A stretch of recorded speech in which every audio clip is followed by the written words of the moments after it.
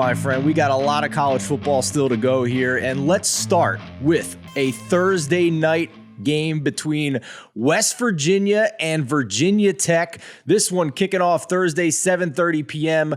on ESPN. As we record right now, West Virginia is a 1.5 point road favorite, total at 50.5. There's apparently a trophy on the line for this game, the Black Diamond Trophy. Now, Gibbons, you've been to 106 college football stadiums. I think there are more college football trophies than that. I think you should put together a video of every single trophy that exists in the world of college football with these old obscure rivalries and throw it on our YouTube channel, man. Because I have never heard of the Black Diamond Trophy, but yet again, I am not shocked that there's a trophy between these two random teams.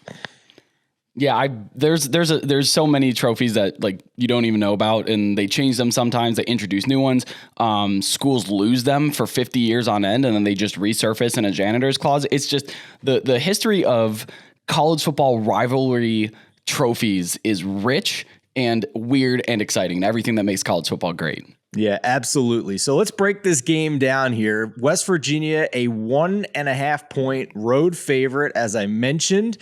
It is in Blacksburg, so always a tough place to play, but we have pretty significant concerns here with one of the offenses in this one. Yes, we do. Virginia Tech's offense is putrid. They're 88th in EPA per play. They're 89th in points per drive, which means they can't finish their drives either. They run 57% of the time, one of the higher marks in the country.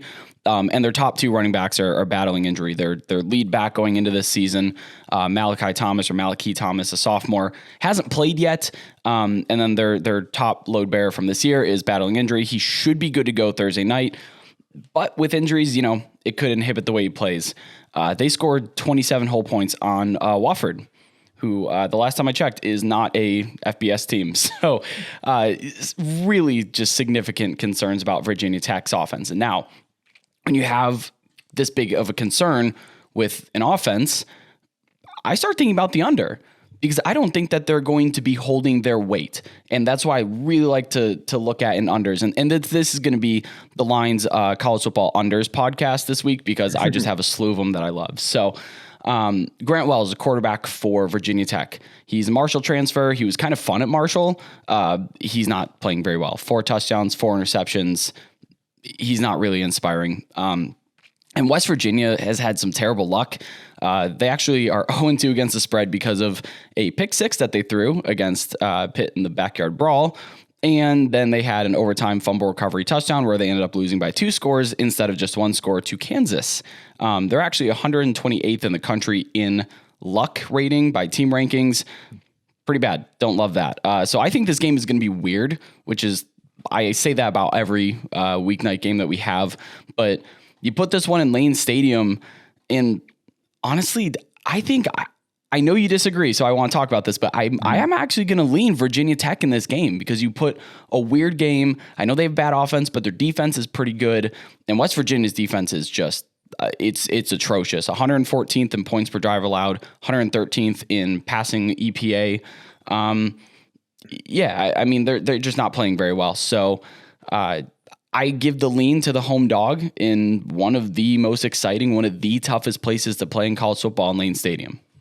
Yeah, listen, I agree with you on the under. I think that's a good angle, but I completely disagree with you on the spread here. I think that, what is this spread if West Virginia gets a little bit of turnover luck and doesn't lose those games?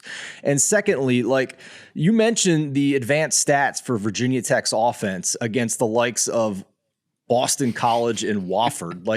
That's not exactly instilling confidence here. So ESPN FPI has these teams 7 points apart. I know it's still a small sample size early in the season, but 7-point difference in favor of West Virginia, and the spread is only 1.5. Virginia Tech does not have that big of a home field advantage. I'm sorry, it's a tough place to play, but in terms of the value of the points, it is not that significant.